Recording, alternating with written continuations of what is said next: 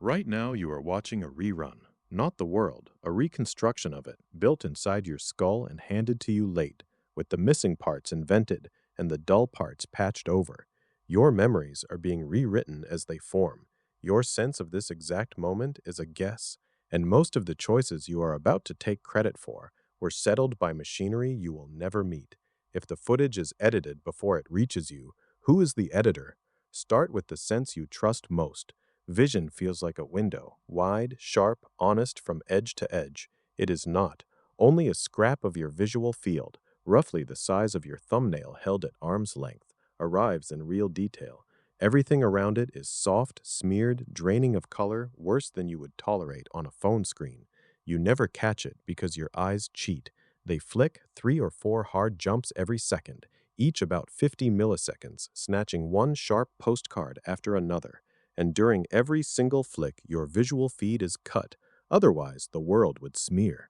Add those cuts up across one day and you spend 2 hours completely blind, never noticing a second of it.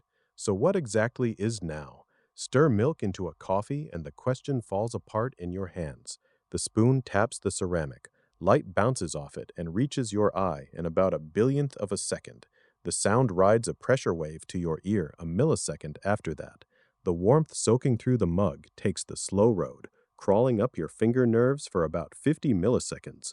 3 signals, 3 arrival times, 3 separate cues, and yet you experience one clean event. That seamlessness is manufactured. Your brain gathers the pieces, waits for the stragglers, staples them into a scene, then screens the cut. You consciously live about a third of a second behind the world, except behind is wrong too. Where it matters, your brain overcorrects and throws you forward. Put yourself across a table tennis table from somebody very good. The ball leaves their bat at around 25 meters a second. The light reaches your eye almost instantly, but turning it into something usable costs about 100 milliseconds, and in that pause the ball crosses 2.5 meters end to end. Play back where the ball honestly was, and it would be past your ear before your arm twitched. So it refuses. It takes the ball's position, speed, and heading, works out where it should be once the picture is ready, and paints it there. The ball you are looking at is a forgery. Seeing it is the easy half. You still have to hit it back, and swinging at what sits in front of you is far too late, so your brain cheats earlier. Before your opponent's bat has touched the ball, it is reading their shoulders, their stance, every rally you two have played, and betting on where this one lands. It cannot be sure, so it hedges. Orders go out to your legs for a jump left, a different set for a jump right, another for a lunge forward. For a sliver of a second, several versions of you stand loaded and waiting, all equally real. Then the bet settles, one fires, and the rest are quietly deleted. By the time you consciously decide to play the shot, your body has already played it. Try walking home. Every step spans 3 time zones.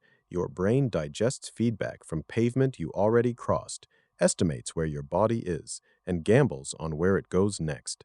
Before the signal from your heel landing arrives, the order for the next step has gone out and the two after that are drafted. So who issues those orders? Nobody. There is no control room, no desk where it all comes together. Your spinal cord knows things your brain has not been told, and separate brain regions reach different conclusions at different speeds. Step on something slippery and the whole committee moves at once. The fluid loops in your ears catch the tilt and shout downstairs. Your brainstem and spine fire recovery patterns within 200 milliseconds. Arms out, other leg locked, core clamped. 100 milliseconds later, you notice you are falling, and the rescue is nearly over. And the forecasting does not stop at the outside world. Right now, it is running on something harder, you. Hunger, tiredness, and above all your emotions are not readings of your state. They are predictions of what you are about to need. Eat lunch at the same hour every day and your body releases hormones before any food exists, so you feel hungry because your brain assumed it was time. Emotions work the same way, and that is where it gets personal. Walk toward a party and your brain does not wait to see whether it is any good. It pulls up every party you have survived, checks who it assumes will be in the room, and if one memory went badly, it bets on anxiety. Heart rate, hormones, muscle tension, all adjusted before you touch the handle. So you arrive already anxious, which proves the prediction right, which gets filed for next time, which sounds like a life sentence, strapped in, fed whatever your brain decides you should feel. It is not, and this is where I stop reporting and start arguing. You are not the driver, but you were never meant to be. All that machinery is staff, fast, brilliant, and capable of carrying what your life is for. That part is yours.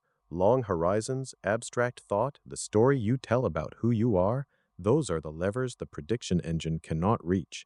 And every story you commit to is written back in as a new expectation. You do not steer, you choose the destination, and you are also, wonderfully, the only part of you that can be delighted by ice cream.